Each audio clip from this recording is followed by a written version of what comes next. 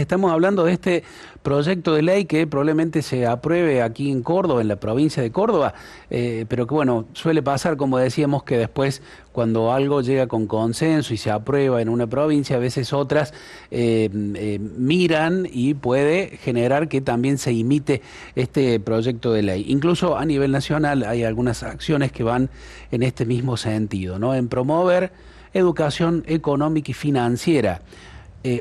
Me parece que nadie en su sano juicio puede oponerse a que haya una educación sobre cómo manejamos el dinero, el ahorro, las posibilidades que hay, pero el tema acá es la edad desde la que se está proponiendo que se impartan estos conocimientos.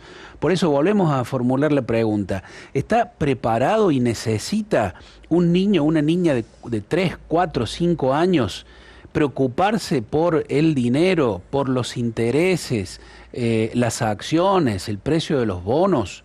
Bueno, pasa algo similar, ¿no? Decíamos con esta iniciativa nacional de autorizar a chicos de 13 años para la compra y venta de bonos, acciones, valores internacionales.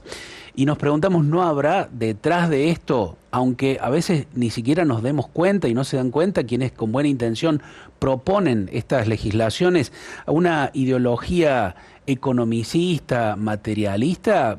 No sé. Lo vamos a profundizar a esto en diálogo con un especialista en educación inicial.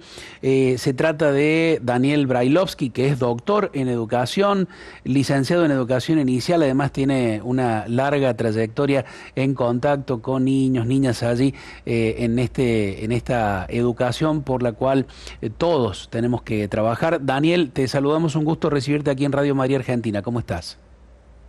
Hola, ¿qué tal? Buenos días. Daniel, ayer cuando te proponíamos hacer esta nota, nos pediste, por supuesto, el proyecto, así que doy por hecho de que lo viste. Hemos hecho aquí el planteo del diálogo. ¿Cuál es tu mirada acerca de esto que estamos reflexionando aquí? Bueno, si bien sabía que existían iniciativas de programas de educación financiera, específicamente de Córdoba no lo había leído, pero bueno, es cortito, me lo mandaron anoche, le di una atenta lectura y encontré, bueno, un poco lo que se ve en general en este tipo de proyectos y que creo que puedo comentar en forma, digamos, desde la educación inicial y un poco en general.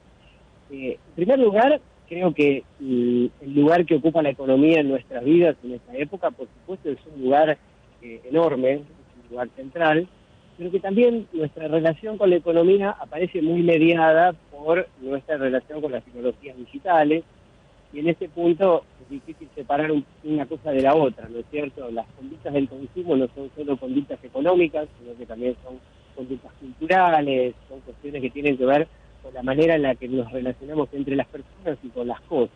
Ujú. Entonces, en la ley veo algunas cosas interesantes, como por ejemplo que habla de la historia del dinero, de la historia de las relaciones económicas, es decir, de quitarle cierto manto de naturalización que tienen las relaciones económicas, como para poder ponerlas sobre la mesa y nombrarlas, y bueno, es interesante. En general, en las escuelas y en los jardines también, que son escuelas, cuando se estudia, por ejemplo, a partir de una visita al supermercado o a un comercio, etcétera, el aspecto de las transacciones comerciales aparece como uno de los ejes. En el nivel inicial, el conocimiento no se divide en materias o en disciplinas, sino que se trabaja a partir de proyectos, de formas de enseñar y de aprender que no dividen a la realidad en... Chicos no miran el mundo diciendo, esto es de matemática, esto es de artes visuales o esto es de economía, ¿no? Sino que se aborda un fenómeno de la realidad y se lo rodea desde distintas preguntas y distintas actividades que están lúdicas, aunque no solamente. Esta perspectiva me parece interesante, pero me parece que es completamente distinta de la parte de la ley que propone incluir ejes como las estrategias de inversión, las estrategias Claro. de rentabilidad, los instrumentos financieros, etcétera. No solo no tienen nada que hacer en el nivel inicial, sino que no tienen nada que hacer en la escuela, me parece. Mirá, te doy un ejemplo muy concreto. En el jardín, una típica unidad didáctica es ir con los chicos a un comercio o a un supermercado, por ejemplo. Muchas maestras comprenden que si se fabrican billetes con denominaciones simplificadas, esto puede servir para que los chicos entren en contacto con el mundo de la numeración, del sistema de numeración, de los números. Pensemos que los chicos, no hablemos ya del jardín maternal, pero en las salas de 3, 4, 5 años, están entrando en contacto con los sistemas de numeración, están aprendiendo a leer numerales convencionales y los puntitos de los dados, a los sistemas de constelaciones. Es decir, vos imaginate la distancia cognitiva que hay entre un instrumento financiero y Claro. un niño, me da risa pensarlo, que está construyendo recién la noción de número, digamos. Es simplemente absurdo, ¿no?, pensarlo. Pero incluso en una actividad muy frecuente del jardín, como la del supermercado, hay un planteo ético ahí. Decimos, los billetitos de juguete pueden servir para que los chicos aprendan los números, pero es lícito embarrar un poco la situación lúdica con valores ligados con la compraventa, con el comercio, etcétera, y muchas maestras eligen no jugar con billetitos del supermercado porque consideran que eso de alguna manera desvirtúa o contamina de economicismo la situación de juego. Hay una primera distinción ahí entre enseñar cuestiones generales de la sociedad en sus pensamientos económicos, que eso sí es interesante trabajarlo incluso en el jardín, y la otra es completamente distinto pensar estrategias de inversión, de rentabilidad, etc. Por otro lado, por una cuestión evolutiva, ¿no es cierto?, y del nivel de conocimiento que los chicos tienen de la sociedad, pero también de técnica, no es lo mismo enseñar estas cosas en la secundaria, en la que los chicos se están volviendo adictos, por ejemplo, al juego online, Claro. que es una problemática a la que hay que dar una respuesta, a la que no creo que esta ley esté apuntando a darla, No. Precisamente está poniendo en el centro como un gran objetivo la educación financiera, y me parece que hay 2 o 3 cosas que están antes de eso, ¿no? En primer lugar, la cuestión de lo digital, como te decía. Los 2 grandes desafíos, los 2 grandes problemas, las 2 grandes, digamos, emergentes de la cultura en esta época, diría yo, son el problema de nuestra relación mediada digitalmente y las problemáticas ambientales. Creo que ambas son objeto de grandes negacionismos que están un poco reflejados también en este proyecto de ley, ¿no?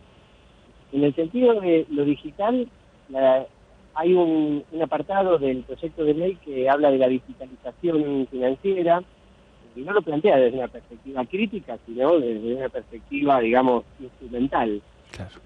Yo creo que la digitalización de las relaciones económicas forma parte de lo que los filósofos de la técnica llaman la gubernamentalidad algorítmica, las mediaciones digitales en las relaciones. Mirá, Saddam, Byung-Chul Han, por mencionar algunos contemporáneos, pero hay autores muy anteriores que trabajan en estas cosas, plantean una idea interesante e inquietante. Ellos dicen, hace muchos años, en las teorías económicas del siglo XIX, etcétera, se planteaba, bueno, desde el marxismo, digamos, pero en cualquier teoría económica, que las relaciones de poder en una sociedad, miradas económicamente, tienen que ver con quién tiene los grandes medios de producción y quién vende su fuerza de trabajo, digamos. Bueno, burgueses y trabajadores y proletarios, ¿no? Estos autores plantean que el equilibrio de fuerzas contemporáneo se da fundamentalmente por quienes tienen control de la conducta de los demás por medio de algoritmos digitales y quienes están sumidos en esa enorme masa, en ese enorme rebaño, cuyas conductas, de una manera muy sutil, muy presentadas como cosas convenientes, son orientadas y sobre todo son conductas de consumo, también de otro tipo, pero sobre todo son conductas de consumo, porque los estados, en este momento la geopolítica mundial está reconfigurándose en la dirección de que los estados son cada vez más débiles y los magnates tecnológicos tipo Elon Musk toman cada vez más decisiones sobre las cosas que pasan en el mundo y en la vida de las personas. Entonces, frente a este fenómeno tan evidente que algunos hasta han caracterizado de un nuevo feudalismo tecnológico o tecnofeudalismo, las personas estamos, digamos, encerradas en estos circuitos de comportamiento y de consumo de los que no podemos salir. Tenemos la libertad de desinstalar el Mercado Pago, desinstalar Instagram, desinstalar WhatsApp, nadie te lo prohíbe. Pero el costo de salir de ahí es tan alto como el costo que tenía para los súbditos casi esclavos de los señores feudales irse de los feudos. No tenían a dónde ir, tenían como subsistir si se iban, ¿no? De ahí la metáfora del tecnofeudalismo, ¿no? Entonces yo creo que, bueno, urge una ley de educación digital integral, Es decir, una ley que retome el espíritu de la educación sexual integral, le quitó los sesgos y de alguna manera amplió en un sentido de conciencia ciudadana las consecuencias culturales del patriarcado, de las relaciones de género, qué sé yo. Urge una ampliación de esa conciencia sobre lo cotidiano y lo cultural en materia de lo digital. Me gusta mucho la expresión educación digital integral, porque de alguna manera plantea que los chicos no es que tienen que alfabetizarse digitalmente y aprender a usar las máquinas, sino que tienen que poner las máquinas sobre la mesa y discutir qué efectos producen en nuestra vida. Bueno, de una manera exactamente análoga, me parece que no hay que alfabetizarlos financieramente para que ganen más guitas y pueden, con inversiones más astutas, que profundicen en el crecimiento de un capital financiero en detrimento de un capital productivo, que según Piketty y los economistas nombrados que tratan esos temas, es la principal causa de la desigualdad en nuestras sociedades. Sino que tienen que poner las prácticas financieras sobre la mesa para poder mirarlas críticamente, problematizarlas, darse cuenta que para que alguien gane dinero sin trabajar, haciendo bicicletas y especulaciones, alguien del otro lado se tiene que estar muriendo de hambre. Así es. Entonces creo que esta sería un poco, bueno, la otra cuestión es lo ambiental, no quiero extenderme, a lo mejor te dejo repreguntar o que lo pensemos juntos. A ver.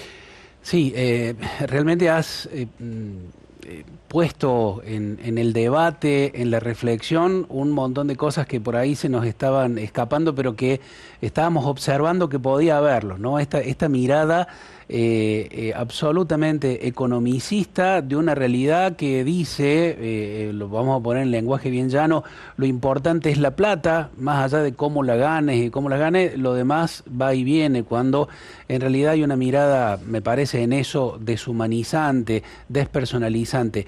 Así que yo te agradezco, Daniel. No sé, Cristian y Ceci, si tienen alguna consulta para Daniel. Simplemente, bueno, ver qué tal. Buen día, Daniel. Cecilia te saluda. Mira, ¿qué tal? Hola, hola.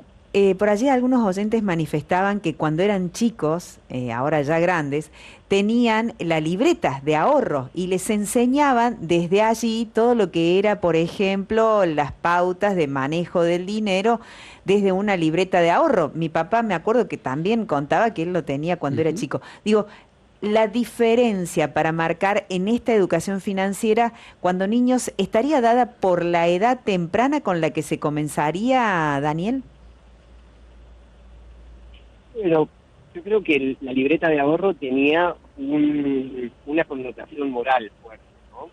Que no era tanto que los niños aprendieran a ahorrar dinero, aunque también, por supuesto, sino que había algo de enseñar la perseverancia, contactarse con los tiempos más largos de los proyectos personales que son posibles y uno puede mirar el futuro más allá del presente instantáneo. Creo que, en cambio, la economía contemporánea es una economía que en sus aspectos bien ligados a la experiencia personal del consumo nos invitan a quedarnos muy en lo instantáneo y en lo inmediato, no nos invitan a pensar el proyecto, el futuro, etcétera, sino que al contrario, tienen una idea de volatilidad mucho más fuerte y que precisamente los aspectos financieros de la economía son los más abstractos, son los que uno encontraría muchas más dificultades en materializar en un objeto sencillo y comprensible para un niño como una libreta de ahorro. Si vos me pedís a mí, que tengo, como vos me presentaste antes, una maestría, un doctorado, un montón de libros publicados, qué sé yo, que te explique en detalle cómo Cuerno funciona, ciertos instrumentos financieros, ciertos bonos, ciertos loops de los que hacen los especuladores financieros, la verdad que se me escapa, y lo estoy en cuarto grado. Hay cosas que me doy cuenta que son muy complejas y que son complejas incluso para los economistas. Vos fijate cómo se queman las pestañas tratando de resolver algunas cuestiones, uno no termina de entender si es que no las saben resolver o a algunos no les conviene que se resuelvan. No me acuerdo cuál era el economista clásico que decía que la economía, si uno, creo que se lo atribuían a Mariano Moreno, pero ahora me agarró la duda, decía que si a uno le explican cuestiones de economía una vez y no las entiende, tiene que pedir que se las expliquen de nuevo, claro. Y que si se las siguen explicando y sigue sin entenderla, quiere decir que ahí a uno le están metiendo el perro, digamos. En esto, la otra Daniel, cosa que a lo mejor quedó ahí en el tintero, si tienen un segundito, es la cuestión ambiental. Ahí plantea en algún inciso del proyecto la idea de pensar discursos de inversión, etcétera, respetuosos de lo ambiental. Que se incluya una cláusula ambiental en un proyecto de educación financiera, mientras se está pidiendo a gritos desde muchos lugares, incluso de los mismos partidos políticos que promueven esta ley, que se derogue la ley de glaciares, que se explote la minería, digamos, pasando de largo todas las regulaciones que había y que la ley base dio de baja.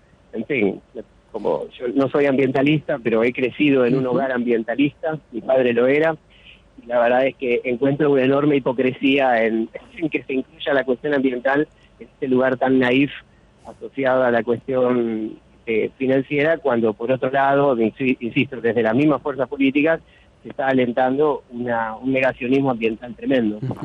Daniel, ¿cómo te va? Cristian te saluda. Simplemente consultarte, independientemente de que de alguna manera ya lo dijiste y también la profesional anterior lo mencionó, de la dificultad o casi imposibilidad de aplicar la enseñanza de estos conocimientos al proceso evolutivo que tienen los niños a esa edad, la pregunta que uno se hace también es, teniendo presente que la educación va acompañando el proceso que van llevando los seres humanos, que somos los mismos seres humanos, me refiero, somos los que estamos detrás de las acciones que se van llevando a través del tiempo, van cambiando las cosas. Nos hablaba antes de quizás una educación financiera, estaba la libretita, como decíamos recién, de ahorro, pero no se pensaba siquiera en eso, la era digital no estaba tan presente, hoy se lo está, es decir, vamos preparando a quienes, a las generaciones para poder afrontar el mundo de hoy. Lo cierto es que algo que siempre estuvo y estará, son las emociones. Y visto y considerando las situaciones de mucha violencia que estamos también descubriendo en nuestra sociedad, ¿no será necesario antes el planteamiento de un trabajo de educación emocional para poder afrontar todo lo que se viene, independientemente de que esto se pueda colocar en otro momento de la evolución y la educación de los niños? Bueno, ahí ese es un tema un poco controvertido, porque dentro del campo de la llamada educación emocional, bueno, hay distintas corrientes y bastante reñidas entre sí, ¿no? Las corrientes que en general vienen planteando la necesidad de que la educación no sea estrictamente racional, estrictamente intelectual, sino que se le pueda dar también un lugar a la vida afectiva, a los sentimientos, a los afectos. La escuela es muy antigua, viene de fines del siglo XIX, principios del siglo XX, del llamado movimiento de la escuela nueva, ¿no? Ahí tenemos a John Dewey, a María Montessori, a las hermanas Agachi, qué sé yo, hay un montón de referentes, a Víctor Oliva, a Adolfo Ferrier. Sin embargo, en estos días, la corriente más vigente de la llamada educación emocional es una corriente que tiene mucho que ver con esta ley de educación financiera. Es una corriente muy basada en el mindfulness, en el coaching emocional, en lo que llama la autorregulación de las emociones, desde una perspectiva muy eficientista. Trata de autorregular las emociones para volverse más eficiente en la vida y para que, bueno, para que si hay problemas no se los mire en un plano social o en un plano cultural, sino en un plano de superación individual. Entonces, la educación emocional, desde este ángulo teórico, insisto, que no es el único, uno también puede mirar toda la perspectiva del psicoanálisis, de la psicomotricidad, de las teorías del juego, de la pedagogía de la diferencia, etcétera, que existen desde mucho antes que esta, pero esta es la que se puso de moda últimamente a partir de materiales como el monstruito de los colores, qué sé yo. Entonces hay una moda comercial de la educación emocional de la que se toman muchas otras emergentes, digamos, de las visiones más neoliberales de toda la vida social. Y entonces me parece problemática esta relación entre esa educación emocional y esta educación financiera, que las veo muy amigas. De hecho, la ley, este proyecto de ley menciona algo de lo emocional también, y lo hace, entiendo, con ese marco teórico. Por eso enfatiza, digamos, el carácter problemático del proyecto, me parece. Pero, por supuesto, que entiendo que si uno, en vez de leer a Daniel Goleman o al Monstruito de los Colores, uno lee a Ana Abramovsky, o uno lee a Daniel Calmels, o uno lee a Carlos Escliar, o uno lee a Karina Kaplan, uno se encuentra con otra perspectiva de la cuestión afectuosa y sentimental, llamémosla más que emocional o emocional, también, pero desde un ángulo teórico distinto del que se lo está pensando en este tipo de propuestas, ¿no? Bien. Qué interesante ha sido escucharte, Daniel. Has puesto no solo un montón de autores, sino has ido a la profundidad de las discusiones de distintos temas.